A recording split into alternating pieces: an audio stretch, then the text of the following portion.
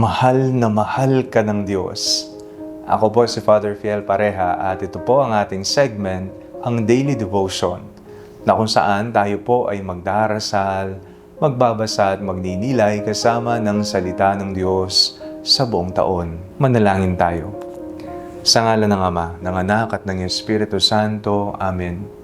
Halina, banal na Espiritu, liwanagan mo ang aming puso at isip, nang maunawaan at may sa buhay namin ang iyong salita. Amen. Our Bible passage for today is from the Gospel of St. John chapter 1, verses 1 to 18, and I read it for you.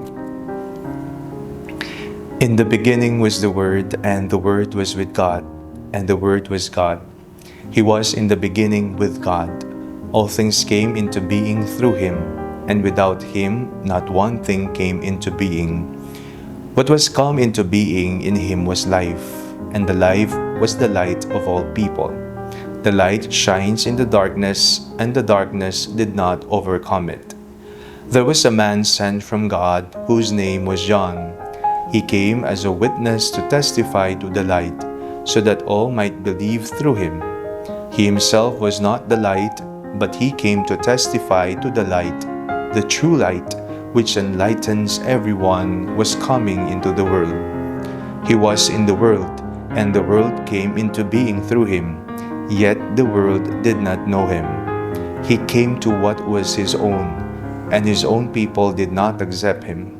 But to all who received him, who believed in his name, he gave power to become children of God, who were born not of blood, or of the will of the flesh, or of the will of man, but of God. And the Word became flesh, and lived among us, and we have seen His glory, the glory of a Father's only Son, full of grace and truth. John testified to Him and cried out, "This was He whom I said, He who comes after me ranks ahead of me, because He was before me." From His fullness we have all received grace upon grace. The law indeed was given through Moses, grace and truth came through Jesus Christ. No one has ever seen God. It is God, the only Son, who is close to the Father's heart, who has made Him known. Maligayang Pasko po sa inyong lahat. Masaya po ang lahat.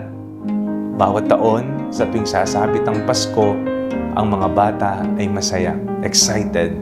Ang bawat pamilya ay nagsisiuwian at nagsasalo-salo para sa Noche Buena. Ang bawat isa ay nagpupunta sa simbahan para dumalo ng banal na misa at magpasalamat sa ninyong isinilang para sa atin. Ang Pasko ay isang kwento ng pagmamahal ng Diyos sa ating lahat.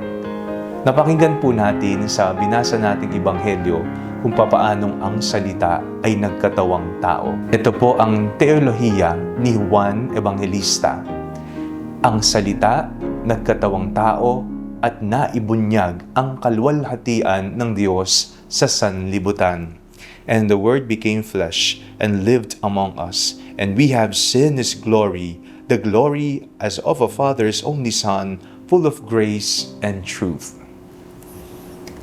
Kwento ng pagmamahal, kwento ng pagpaparaya, kwento ng pagbibigay. Ito ang kwento ng Pasko. Ngayong Pasko, isinilang ang pag-ibig ng Diyos sa atin. God is love. At itong pagmamahal ay nakita natin ng personal, nagkatawang tao siya. Sino ba naman ang Panginoon na magiging taong katulad natin liban sa kasalanan at makikipamayan pa sa atin, makikipamuhay sa atin, daramhin niya kung ano ang nadarama natin. Sasamahan niya ang mga may hirap, ang mga may sakit, ang mga maralita, lahat ng tao. Ito ay Diyos ng pag-ibig, sapagkat ang pusong may pag-ibig lamang ang makagagawa ng mga bagay na ito. Kaya ngayong Pasko, tayong lahat ay inahamon. Tayo ay magpahayag ng pag-ibig ng Diyos sa pamamagitan ng ating personal na pamumuhay. Tingnan natin ang ating sarili. Kulang pa ba ang pag-ibig na aking ibinibigay sa iba? O, tanungin mo ang iyong sarili, may pag-ibig ba ang bawat gawa ko sa buhay O tinitingnan ko lamang ang mga bagay na ito bilang compliance, bilang obligation lamang, kaya ginagawa ang mga bagay na ito? O ginagawa mo mga bagay na ito, may nakakakita man o wala, may kapalit man o wala, ginagawa ko ito dahil mahal ako ng Diyos at mahal ko ang aking kapwa. Nawa ang pag-ibig ni Jesus na isinilang sa sabsaban, na isinisilang ngayon sa ating mga puso, ang magtulak sa atin para isilang din sa pamamagitan ng ating mga gawa ang pagmamahal ng Diyos. Muli po, Merry Christmas po sa inyong lahat. Manalangin tayo. Panginoong Hesus, ngayong araw ng inyong kapanganakan, kami taus-pusong nagpapasalamat sa pagmamahal na inyong ipinaranas at patuloy na ipinapadama sa amin. Amen. Sa ngalan ng Ama, ng Anak at ng Espiritu Santo. Amen. Huwag po ninyong kalimutang i-like ang video ito. Mag-comment po kayo and share it with your family and friends. Ang panalangin bago matulog ay may sariling Facebook page na po.